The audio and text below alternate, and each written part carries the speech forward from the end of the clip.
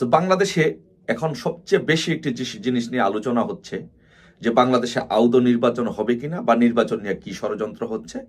এগুলোর পাশাপাশি সাম্প্রতিককালে একটি ঘটনা ঘটেছে যে ইনকিলাব মঞ্চের মুখপাত্র হাদিকে গুলি করা হয়েছে। সো হাদিকে কারা গুলি করেছে এটা নিয়ে একটা গেম খেলা হচ্ছে, দোষারোপের রাজনীতি হচ্ছে, সেই অতীতের মতো দোষারোপের রাজনীতি হচ্ছে।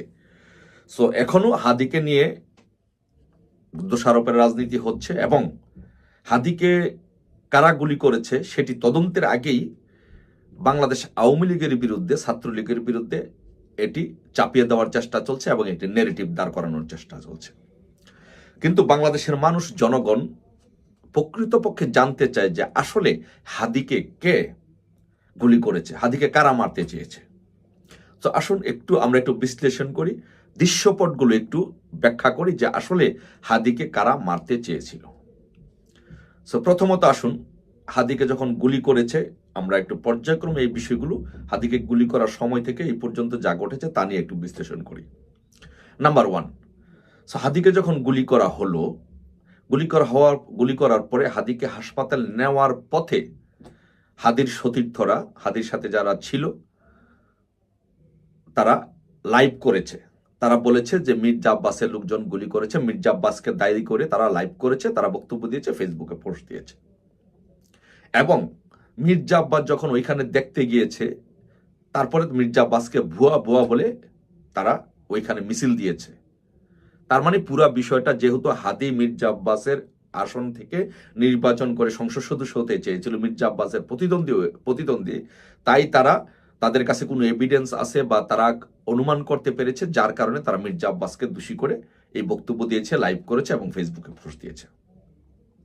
এটা হচ্ছে একটা প্রেক্ষাপট, দৃশ্য। সেকেন্ডলি, বিএনপি যখন চাপে পড়ে গেল যে মির্জা আব্বাসের উপরে পুরা দোষটা আসতেছে, বিএনপির উপরে পুরা দোষটা আসতেছে, তখন বিএনপি একটা নেগেটিভ দাঁড় করানোর চেষ্টা করলো। বিএনপি তখন আরেকটা পাল্টা নেগেটিভ দাঁড় করানোর চেষ্টা করলো এবং সেই দোষটা দেওয়ার চেষ্টা করলো যে সাদিক কায়েম যে নাকি মির্জা আব্বাসের আসনে নির্বাচন করবে জামাতের প্রার্থী হয়ে, যে সাদিক কায়েমকে পাশ করানোর জন্য তারা ওসমান হাদিকে এই দুনিয়া থেকে সরিয়ে দিতে চাচ্ছে বা চেয়েছে। কারণ হচ্ছে যে ওসমান হাদি যেই ভোট কাটবে বা যেই ভোট নিবে সেগুলো তো এই ব্লকেরই ভোট, জামাত শিবিরেরই ভোট, জামাতেরই ভোট। সো তাই জামাত সাদিক কায়েমকে পাশ করানোর জন্য এই আসনে তারা ওসমান হাদিকে সরিয়ে দিতে চেয়েছে। তার মানে এই দোষটা বিএনপি জামাতের উপরে দিতে চেয়েছে। সো এটা সত্য মিথ্যা কতটুকু সেটা জাস্ট মানে বিচারের বিষয়, এবং সেটার একটা যৌক্তিক পয়েন্ট আছে যে ওরা চাচ্ছে সাদিক কায়েমকে এখানে পাশ করিয়ে সাদিক কায়েমকে হিরো বানানোর জন্য, যেমন ডাকসুতে বানানো হয়েছে, এরকম ভাবে একটা মেটিকুলাস ডিজাইনের মাধ্যমে এখানে সাদিক কায়েমকে পাশ করানোর একটা পরিকল্পনা চলছিল। তারপরে যখন উচ্চ পর্যায়ে যখন সিদ্ধান্ত হয়, এটা নিয়ে যখন কাদা ছুড়াছুড়ি সর্বোচ্চ পর্যায়ে চলে যায়, তখন তৃতীয় দৃশ্যপটের অবতারণা হয়। তখন বিএনপি এবং জামাত মিলে সিদ্ধান্ত নেয় যে না, আমরা যদি নিজেদের মধ্যে কাদা ছুড়াছুড়ি করি তাহলে তো জনগণ আমাদেরকে ভুল বুঝবে, জনগণ আমাদের বিপক্ষে চলে যাবে। সো এটা কি করতে হবে, আওয়ামী লীগের উপরে সেই দোষটা চাপাতে হবে। তখন তারা আওয়ামী লীগের পরিকল্পনা করে আওয়ামী লীগের বিরুদ্ধে একটা নেগেটিভ দাঁড় করানোর চেষ্টা করে যে আওয়ামী লীগ ওসমান হাদিকে মেরে ফেলতে চেয়েছে, আওয়ামী লীগ ছাত্রলীগ গুলি করেছে।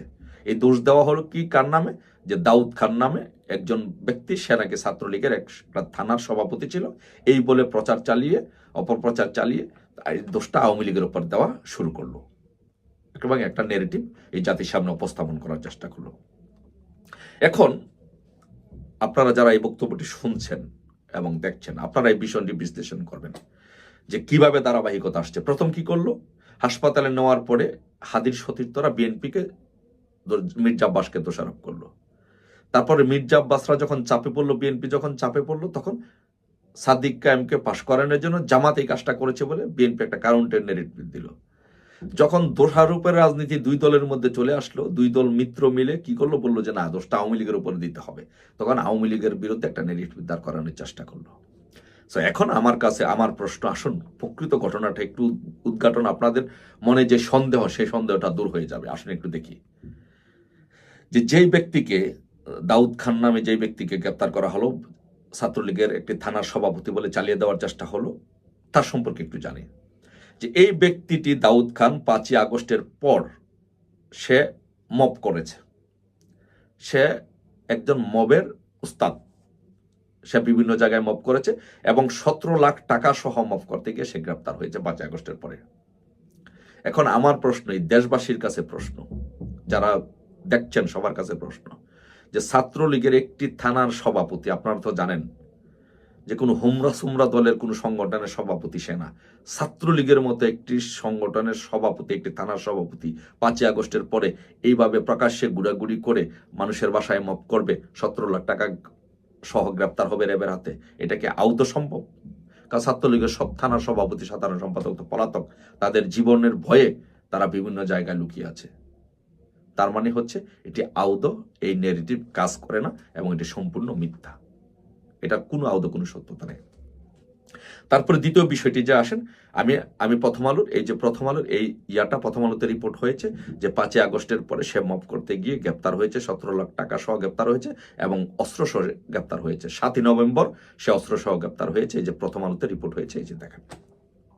তো এখন আমার প্রশ্ন হলো, যেই ব্যক্তি মব করেছে এবং 2টি অস্ত্র সহ 7ই নভেম্বর গ্রেপ্তার হয়েছে, এবং দেখেন ভেরি ইন্টারেস্টিং বিষয় যে 7ই নভেম্বর সে অস্ত্র সহ গ্রেপ্তার হয়েছে, গ্রেপ্তার হয়ে আবার সে দ্রুত জামিনে মুক্তি পেল। আচ্ছা বলেন তো ভাই, ছাত্রলীগের, আওয়ামী লীগের একজন ওয়ার্ড লেভেলের কর্মীকে গ্রেপ্তার করে, মিথ্যা মামলায় গ্রেপ্তার করে তাদেরকে মার্ডার মামলায় ফাঁসিয়ে দেওয়া হচ্ছে, আর সেই জায়গার মধ্যে অস্ত্র সহ গ্রেপ্তার হয়েছে, মপ করতে গিয়ে 17 লাখ টাকা সহ গ্রেপ্তার হয়েছে, সেই ব্যক্তিকে আবার সাথে সাথে জামিন দিয়ে দেওয়া হলো। কি হাস্যকর বিষয় আপনারা দেখেন তো। এটা হচ্ছে বেসিক্যালি এই নেগেটিভ হচ্ছে আওয়ামী লীগের বিরুদ্ধে, হাদিকে আওয়ামী লীগ মেরে ফেলেছে, এরা হচ্ছে পরিকল্পনা করে, জামাত বিএনপি যখন ফেসে যাচ্ছে তখন এরা পরিকল্পনা করে এটা আওয়ামী লীগের বিরুদ্ধে একটা নেগেটিভ দাঁড়া করানোর চেষ্টা চলছে। আবার আরেকটি কথা বলি, ইন্টারেস্টিং কথা, যে বাংলাদেশে যে কয়েকটা মিছিলের প্রবর্তন হয়েছে, 1 2 3 4 ডট ডট ডট ডট, টিনের চালে কাউয়া, Tarek Rahman dot dot dot, এগুলো এইসব ভাষা আমরা উচ্চারণ করতে পারবো না। এই স্লোগানের জনকও কিন্তু এই দাউদ খান। তো একজন ছাত্রলীগ নেতা এই স্লোগান দিয়েছে 5ই আগস্টের পরে রাজপথে। এটা কি আপনাদের কেউ কারো বিশ্বাস হবে? এই দেশে জাতীয় বিশ্বাস করবে? বিশ্বাস হওয়ার কথা না। তো তাই দেশবাসীকে বলবো যে এই নেগেটিভ আপনারাই বিবেচনা করবেন, আপনারাই বিশ্বাস করবেন। হাদিকে কারা মারতে চেয়েছিল, হাদিকে কারা মেরেছে, এই খুনের রাজনীতি কারা করছে। তাই বাংলাদেশে আমি মনে করি যে খুনের রাজনীতি বন্ধ করতে হলে, গণতান্ত্রিক ধারা ফিরিয়ে আনতে হলে বাংলাদেশ আওয়ামী লীগ ব্যতীত নির্বাচন সম্ভব নয়। আর যদি বাংলাদেশ আওয়ামী লীগ ব্যতীত নির্বাচন হয়, তাহলে এরকম খুনের রাজনীতি চলবে। বিএনপি জামাতকে মারবে, জামাত বিএনপিকে মারবে, মেরে মেরে বলবে যে আওয়ামী লীগের বিরুদ্ধে নেগেটিভ দাঁড় করে আওয়ামী লীগের উপর দোষ চালানো চলবে। আলটিমেটলি দিন শেষে হাদির পরিবারের মতো মানুষ ক্ষতিগ্রস্ত হবে, এদেশের সাধারণ জনগণ ক্ষতিগ্রস্ত হবে। আসুন গণতন্ত্র উত্তরণে সবাই একসাথে কাজ করি, এই ইউনূসকে হটিয়ে বাংলাদেশে একটি গণতান্ত্রিক সরকার প্রতিষ্ঠা করি।